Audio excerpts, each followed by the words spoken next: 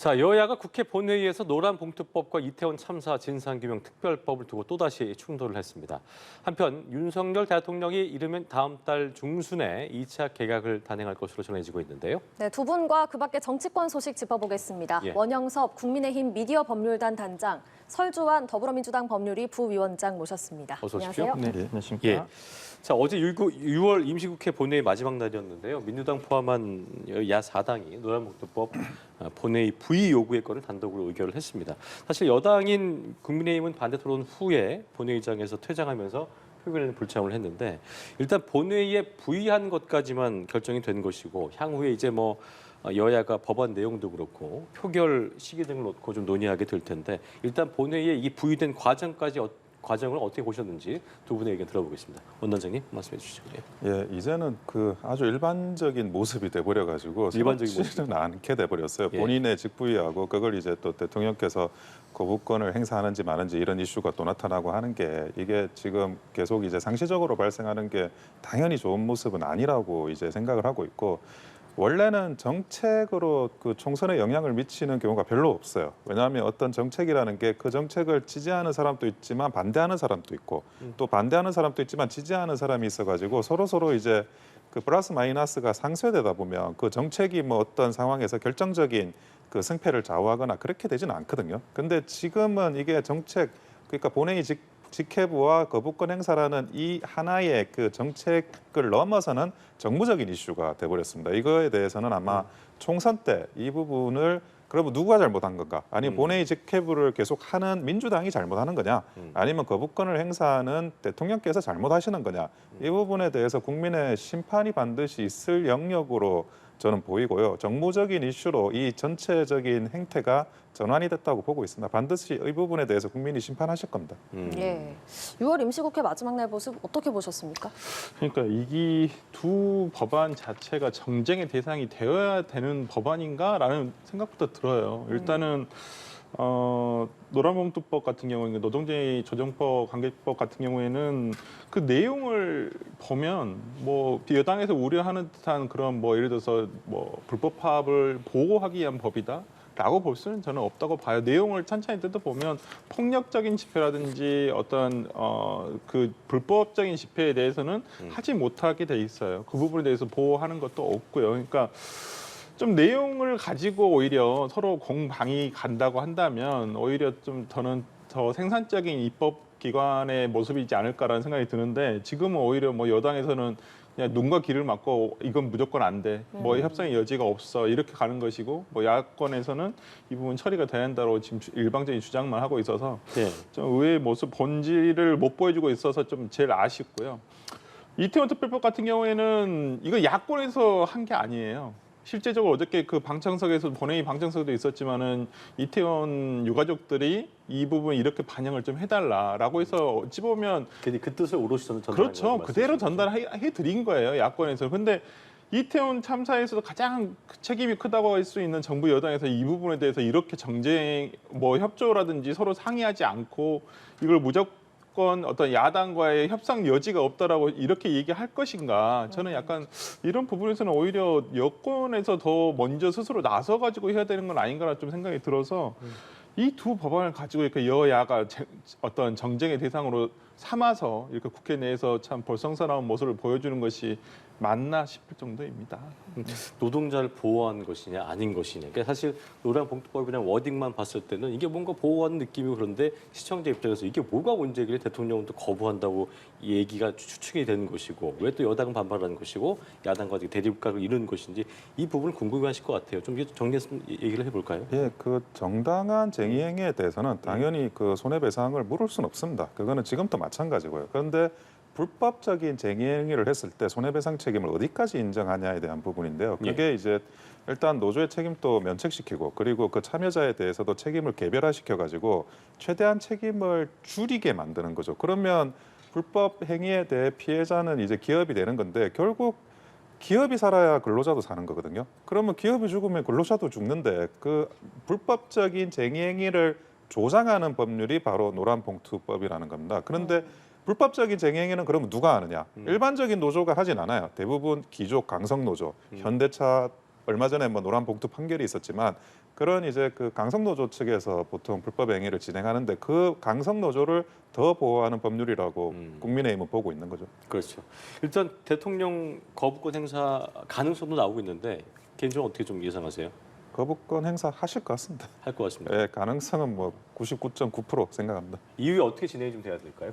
그러니까요. 이게 저는 그 일단 우리나라 노동법이 조금 문제는 있어요. 기본적인 문제가 뭐냐면 정당한 쟁의 행위의 범위가 너무 협소해요. 기본적으로. 정당한 쟁의 행위가 협소하다. 네, 협소 인정되는 범위가 굉장히 협소하기 때문에 나머지가 다 불법이 돼버린 거예요. 그러니까 지금 노란봉투법도 이 불법적인 집회에 대해서 손해배상 청구를 제한하는 것이거든요. 네. 그러니까 원칙적으로는 근본적으로는 이 쟁의 적법하고 정당한 쟁의 행위의 범위를 넓혀주는 게 더 중요하다고 보이는데 네. 지금 현실적으로 그러지를 못하고 있으니까 오히려 옆에 있는 이 불법적인 집회를 했었을 때 그러면 손해배상 청구를 회사에서 묻지 못하게 하자 아니면 좀 자제하도록 하자 책임의 범위를 좁히자라고 지금 얘기하고 있는 부분이에요. 그러니까 이걸 당연히 여당의 입장에서는 그렇게 본다면 저렇게 볼수록 이 불법 집회를 조장할 수밖에 없겠네 이렇게 오해할 수 있는 거예요. 그런데 실상 법 내용 자체를 보면 꼼꼼히 따져보면 그러지 않다라는 것이 더 많고 오히려 저는 원 변호사님이 말씀해주신 대로 현대차 같은 강성노조는 오히려 회사에서 손해배상 청구를 못해요. 얼마 전에도 우리가 그 현대차 노조 협상 결과 보지 않았으니까 굉장히 노조에 유리하게 돼 있어요. 뭐 연장도 그 정년 나이도 굉장히 65세까지 연장이 돼 있고 그다음에 뭐 차를 구입하는 것도 퇴직이 이후에도 몇 년까지 가능하고 할인이 가능하고 그래서 오히려 요즘에 이제 악용이 되는 게 뭐냐면 우리가 지난 가장 이 노란봉투법이 가장 불거졌을 때가 저는 대우조선 하청노조 근로자의 파업 때 문제가 됐었어요. 그러면 이 사람들한테 그 회사 오히려 이분들은 하청 노조예요. 원래 있었던 예를 들어서 대우조선에 있어서 우리가 얘기를 하는 뭐 기존 노조가 아니라 진짜 하청 노조인데 네. 이분들한테 막 20억씩 청구를 하는 거예요. 근데 그분들 한 달 월급 200 얼마를 못 받으셔가지고 그것 때문에 파업을 하셨던 내용인데 20 몇 억을 청구를 하게 된다면 그걸 어떻게 갚습니까? 그런 모습이기 때문에 저는 이 부분에 대해서 참 서로 앞으로는 조금 더 논의를 했으면 좋겠어요. 어저께 야당에서도 민주당 김한규 원내대변인이 얘기했듯이 여당과의 협상을 조금 더 지속적으로 해가겠다고 말씀했기 때문에 이 부분과 관련해가지고 조금 더 여당의 동의를 한번 구해내는 식으로 해서 그래도 저는 대통령 거부권까지는 안 갔으면 좋겠다 생각합니다. 네. 또 야당이 단독으로 통과를 시킨 게 후쿠시마 오염수 방류 금지 촉구 결의안입니다. 예. 이게 국민의힘에서는 여야 합의 파기다 때문에 이제 청문회 안 하겠다 이런 입장인데 먼저 통과를 단독으로 시킨 입장부터 좀 들어보고 싶어요. 네, 일단 청문회가 지금의 상황에서 무슨 의미가 있나 싶어요. 우리 솔직히 말씀드리면 이게 우리가 방류 주체이면 우리 내부적으로 이를 청문회도 하고 그럼으로써 뭔가 할 수가 있는데 지금으로서는 어차피 방류 주체가 일본이란 말이에요. 일본 정부예요, 일본 정부. 그러면 우리가 일본 정부에 있는 사람을 데려다가 청문회를 한다는 건 그냥 우리끼리만 그냥 논쟁하고 말겠다는 것밖에는 안 돼요. 그러니까 야당 입장에 생각했을 때는 뭐 방류 촉구 결의안이 여당이 이걸 동의해 준다 해서 뭐 법적인 의미가 있습니까? 국제법적으로 뭐 강제성이 있는 것이 아니고 모르겠습니다. 이제 뭐 대통령이 속한 정부 여당이기 때문에 일본 정부와의 관계에 있어서 껄끄러질 수도 있겠다라는 우려가 있어서 이렇게 하신다는 것은 뭐 어느 정도 알겠지만은 네. 야당이 얘기를 하는 것은 국민의 건강권에 대한 우려입니다. 그리고 야당이 무조건 방류하지 마 이게 아니에요. 지금의 방류를 하는 것이 일본의 최선의 방법인가? 비용이 문제라고 한다면 비용 때문에 그런다고 한다면 비용을 지원해 줄 수 있는 각국의 예를 들어서 지금 뭐 예를 들어 방류를 하면 1조 얼마가 든다고 하는데 예를 들어서 그걸 육상에다가 뭐 콘크리트화를 해가지고 한다고 한다면 5조 정도가 든다고 뭐 그런 내용이 있으니까 그럼 각국에서 십시일반해서 그 부분을 할 수 있는 방법도 일본에게 제시를 해보는 것은 어떻겠느냐 여러 가지 방법을 찾아보자는 거예요. 근데 이것을 무작정 바다에다 흘려버리겠다.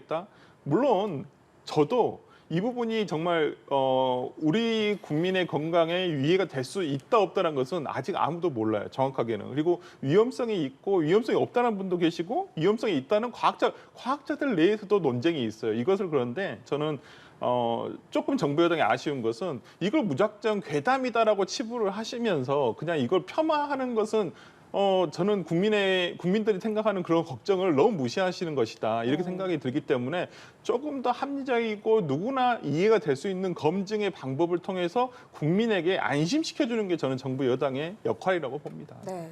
어쨌든 민주당은 또 대규모 장외 집회를 예고한 상태고 이런 갈등 상황 더 첨예해지는 것 같거든요. 어떻게 보고 계십니까? 첨예해질 뻔하다가 첨예 안 해질 것 같아요.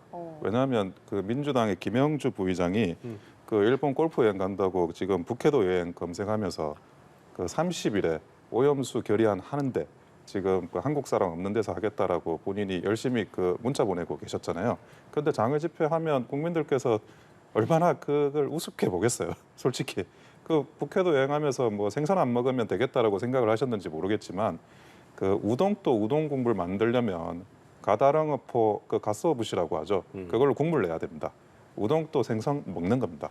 그런데 김영주 부의장은 무슨 생각으로 지금 그 한쪽에서는 일본 여행 검색하고 한쪽에서는 또 오염수 통과시키고 결국 이거는 그 민주당이 후쿠시마 오염수가 괴담이라는 걸 자기들도 알고 있다는 거예요. 그 방사선 어쩌고 저쩌고 하지만 자기도 안전하다고 생각하지 않으면 어떻게 지금 한쪽에서 뭐 장애 투쟁을 하네 뭐 어쩌네 하면서 일본 여행 검색하고 있겠습니까? 그래서 뭐 대규모 집회가 뭐 그렇게 크게 될 것 같지도 않고 한다고 호응을 국민들께서 해주실 것 같지도 않아요. 그게 반면 이제 그 국민의힘은 계속 이제는 대응책을 좀 바꿨잖아요. 그 전에는 계속 수치를 알려주는 거예요. 뭐 베크렐이 얼마 뭐 이러면서 바나나 몇 개를 먹으면 어떻고 이렇게 수치를 알려주다가 이제는 시식으로 바꿨습니다. 그거 어떻게 보셨어요? 저는 뉴스로도 보도해드렸었는데. 저는 그게 오히려 더 잘하고 있다는 생각을 하는데요. 우리가 뭐 라면에 나트륨 몇 그램 있고 계란에 콜레스테롤 뭐 몇 cc 있고 이런 거 따지지 않잖아요. 많이 있다고는 하지만 우리가 그 수치를 생각하면서 먹진 않아요. 왜? 라면은 다 먹으니까, 계란도 다 먹으니까. 그 위험성에 대해서 그 나트륨 수치를 많이 있든 적게 있든 심각하게 생각하지 않는 거거든요. 그건 오히려 정무적으로 직관적으로는 국민들께 훨씬 더 쉽게 이해하고 받아들일 수 있게 알려주는 방식이라고 보고 있고요. 그래서 뭐 그 부분에 대해서 홍보 포인트 그러니까 대국민 설득 포인트를 전환한 거에 대해서는 저는 굉장히 잘했다고 생각하고 있습니다. 예. 아니 저희 한마디만 드리면 네. 하시죠. 어제 뭐 김영주 의원 그런 뭐 일본 여행 가시는 거 저는 뭐 그럴 수 있다고 봐요. 지금 일본 여행 굉장히 많이 가세요. 그럼 대한민국 국민들 중에서 일본 여행 가신 분들이 방류수 오염수 방류에 다 찬성하시는 건 아니잖아요. 걱정은 하지만 저는 가시라고 하고 싶어요. 왜? 지금 일본 엔화가 굉장히 싸요. 저도 알아보다가 일정이 안 맞아서 못 가는데. 개별로 봐야 된다는 말씀이시죠? 아 그럼요. 그건 전 별개라고 보고 오히려 저 시식 하시는 거 저 찬성합니다. 많이 드시라고. 지금은 오염수가 방류 안 됐기 때문에 많이 드시는 게 맞아요. 지금 많이 드셔야지 나중에도 드시면 제가 인정해 드릴게요. 근데 그리고 어저께 저는 김영선 의원들이 가서 수돗물을 그렇게 마시는 건 너무 구렸어요. 진짜 한마디로 수돗물에 있는 거랑 일본 방류수랑 무슨 상관이 있습니까? 왜 그거 짠 걸 거기서 드시고 계세요? 저는 국민들에게 진정성 있게 저는 시식하시는 거 찬성하고 저 응원합니다. 하지만 보여주기식의 쇼 같은 그런 모습은 저는 안 보여주셨으면 좋겠어요. 알겠습니다. 네. 자, 윤 대통령 이르면 다음 달 중순에 저희가 아까 뭐 보도해드렸습니다만 2차 내각을 단행할 것으로 보이는데 최근에 이제 있었던 1차 내각에서 방통위원장도 그렇고 산업통상자원부 장관 등 추가 인선이 없었기 때문에 이것이 이루어질 것이다. 그런데 이제 대통령실 내부적으로는 연합뉴스가 또 취재한 바를 보면 뭐 서두를 필요 없다. 좀 이게 좀 시간차를 두는 것 같은데 일단은 속도 조절을 한 것 같은 느낌인데요. 이 배경은 어떻게 좀 저희가 바라봐야 될까요? 일단 뭐 두 가지인데요. 첫째는 이제 인사청문회가 있습니다. 예. 그러니까 뭐 방통이든 아니면 장관이든 예. 그 장관급 인사에 대한 인사청문회를 하게 되면 네. 그 인사청문회로 모든 전국의 이슈가 또 들어가 버려요. 그러면 그 다른 이제 그 전국의 포인트들이 다 사라지거든요. 그렇게 사라지고 인사청문회로 전국 포인트를 다 옮겨가는 게 과연 맞느냐? 그 시점을 이제 그런 정무적인 시점을 아주 그 정밀하게 그 검토해볼 필요가 있고 두 번째는 이제 그 장관을 바꾼다고 이게 되는 문제냐 하는 문제가 있어요. 지금 이제 교육부 문제도 그 두 가지가 있었죠. 하나는 그 킬러 문항을 내지 말라 그런데 또 내고 그리고 이제 그 국립대학원에 사무국장 보내지 말라 그런데 또 보내고 그리고 통일부도 마찬가지예요. 통일부도 갑자기 그 북한 인권 보고서의 면책조항 영문판에는 집어넣어가지고 그게 신뢰성을 담보할 수 없다라는 그런 사상 초유의 그런 이제 문구 면책조항 문구를 넣는 건데 그런데 그런 것들이 관료들의 어떤 관성화된 문재인 정부에서 관성화된 그런 행태를 반복하는 거다. 그리고 그거를 이제 수정하는 게 그 장관을 새로 임명하고 장관을 교체하는 것보다 더 심각하고 더 필요한 문제라는 걸 그 윤석열 정부는 인식하고 있는 거거든요. 그러면 기존에 내부적인 사정에 대해서 잘 파악하고 있는 장관을 교체하고 새로운 장관을 보내면 그분은 또 업무 파악을 해야 되는 거예요. 그러니까 그렇게 하느니 일단은 그 차관 위주로 교체를 하고 그리고 이제 장관은 그대로 보내면서 기존의 관료 조직이 가지고 있었던 문제들, 이 문제들을 이제 메스를 대겠다라는 생각을 하시는 거예요. 제가 생각하는 거는 관료들이 굉장히 우수하고 대한민국 관료들이 세계에서 제일 우수한 관료들이지만 작동 방법이 굉장히 까다로운 관료이기도 해요. 그렇기 때문에 또 윤석열 대통령님은 본인 스스로가 공무원 연금을 또 받으시는 분이잖아요. 그런 관료 조직의 어떤 문화 이런 것들을 잘 아시는 분이고 메스를 제대로 대실 수 있는 분이라고 생각을 네. 하기 때문에 기대를 좀 하고 있습니다. 네, 일단 다음 달 중순에 이제 이르면 2차 내각을 단행할 걸로 보이고 지금 자리가 공석인 방송통신위원장, 지금 야당이 크게 반발하고 있는 인사 아닙니까? 네. 이동관 대통령실 대외협력특보인데 결국 2차 개각 때 임명이 될 걸로 보십니까?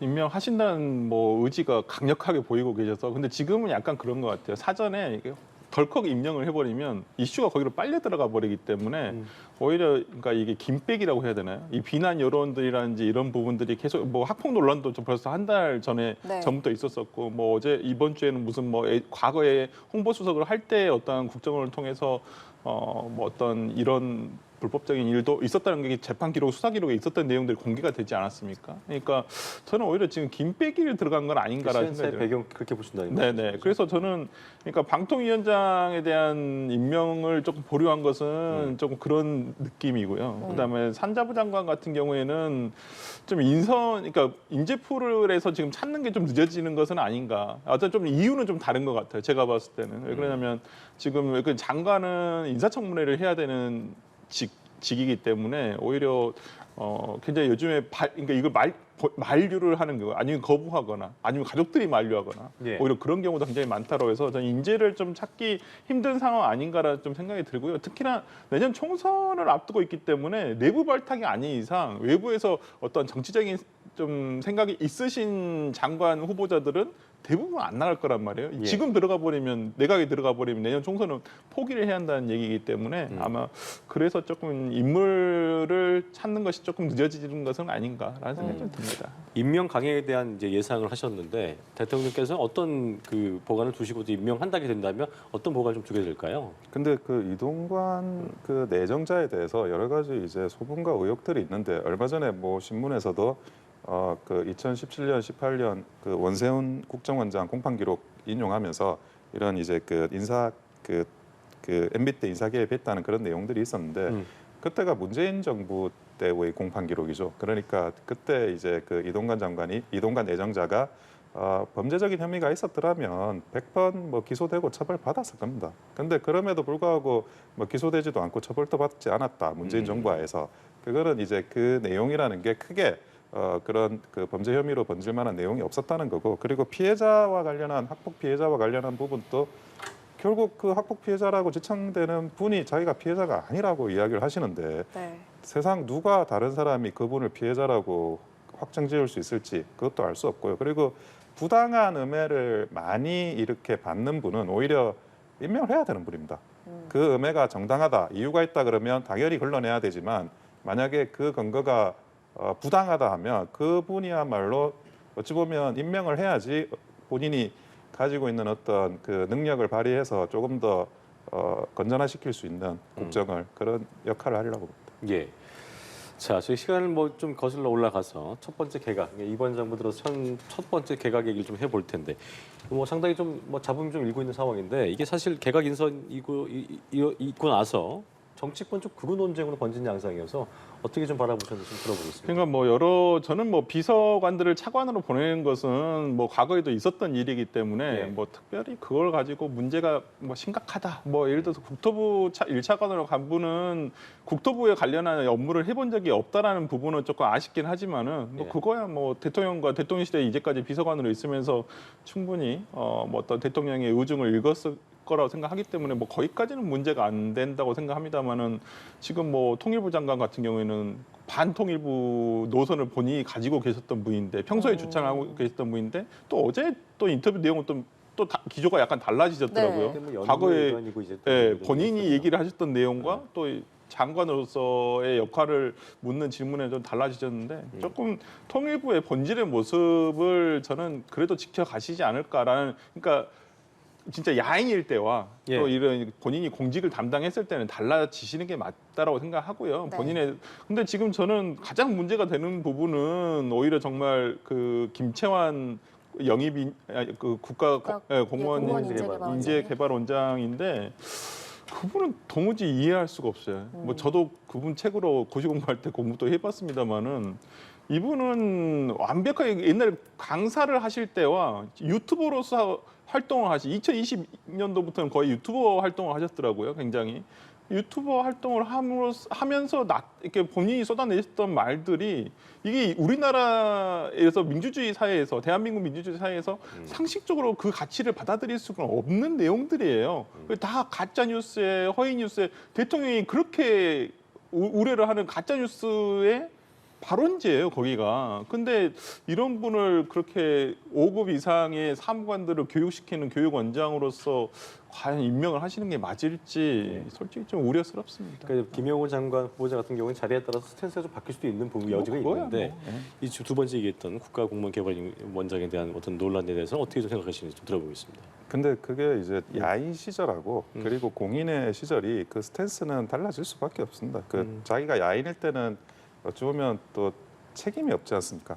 책임이 없으니까 그 부분에 대해서 조금 이제 편하게 쉽게 이야기하는 그런 부분이 생길 수밖에 없고 그런데 그런 발언을 하나하나 잡아서 공인의 이제 그 시절에 다 대입을 하다 보면 이게 끝이 없는 거거든요. 그거는 이제 민주당 문재인 정부 때 인사도 비슷해. 그 야인 시절 했던 이야기 하면 뭐 그 우리 결국 그때도 뭐 자유한국당이나 뭐 거기서 공격을 했지만 그 부분에 대해서도 또 어떤 분들은 또 업무 수행 잘하신 분들도 있고 예. 또 어떤 분들은 또 뭐 조금 이제 그 방향성은 달랐지만 결국 능력 문제로 해가지고 했던 분들도 있는데 그 발언 몇 가지로 어떤 부분의 전체를 판단하기는 좀 쉽지 않은 부분이 있고요. 그리고 이제 뭐 인재 개발을 하는 부분에 있어가지고 인재 개발이 뭐 그분이 혼자 모든 강의를 다 하는 건 아니잖아요.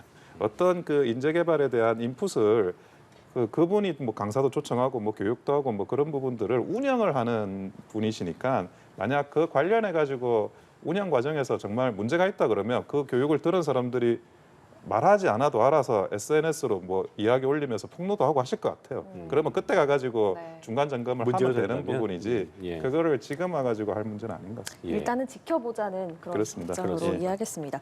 또 윤석열 대통령이 자유총연맹 창립 기념식 행사에서 반국가 세력이라고 이제 말한 거를 두고도 논란이 이어지고 있는데 이런 와중에 민주당 윤영찬 의원이 윤 대통령의 집권을 또 쿠데타에 빗대서 또 논란이거든요. 네. 이 발언은 어떻게 들으셨습니까? 그러니까 반국가 세력이라는 단어를 대통령의 단어가 아니에요. 그러니까 뭐 대통령실에서는 이걸 옹호하는 여당 입장 제가 들어보니까 실언으로 보시는 거죠? 그럼요. 그러니까 당시 자유총연맹의 성격상 그 자리에서 이게 할 수밖에 없었던 어떤 격려의 의미가 있지 않았냐라는 어떤 문맥을 좀 봐달라고 하는 참 이렇게 어찌 보면 실드를 쳐주시더라고요. 그러니까 그걸 감안을 하더라도 그렇더라도 대통령께서 이런 단어를 선택해서 거기서 하실 말씀은 아니라는 거예요. 그럼 반국가 세력이 누구냐고 다 그러면 생각을 할 거 아니에요. 아니 반국가 세력을 당연히 때려잡아야죠. 그건 어느 누가 됐든지 간에. 근데 반국가 세력이 누구냐고 해서 보니까 민주당하고 야당이라는 거예요. 야당 아니면 야권에 있는 사람들이라는 거예요.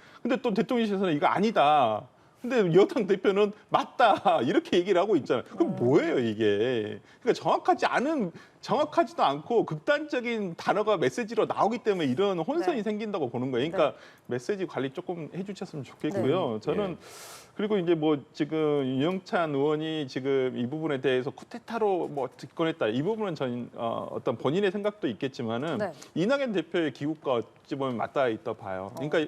이낙연 대표가 와서 이재명 대표의 대립각을 세우는 건 본인에게 정치적으로 득이 안 됩니다. 그렇다고 한다면 지금의 윤석열 정부와 각을 세우는 것이 본인의 야권의 지도자로서의 입지를 다지는 모습이에요.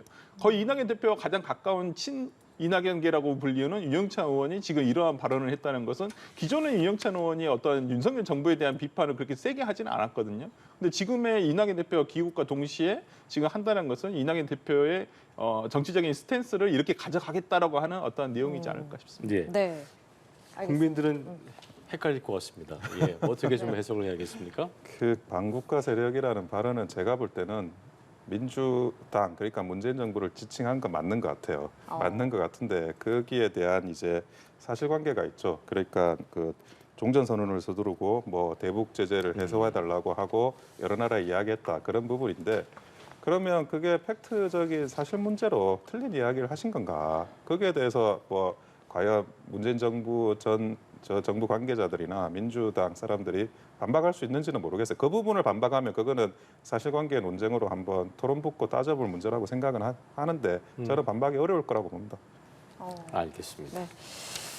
네, 정치권 소식 여기까지 듣겠습니다. 원영섭 국민의힘 미디어법률단 단장, 설주환 더불어민주당 법률위 부위원장 두 분과 함께했습니다. 고맙습니다. 고맙습니다. 네.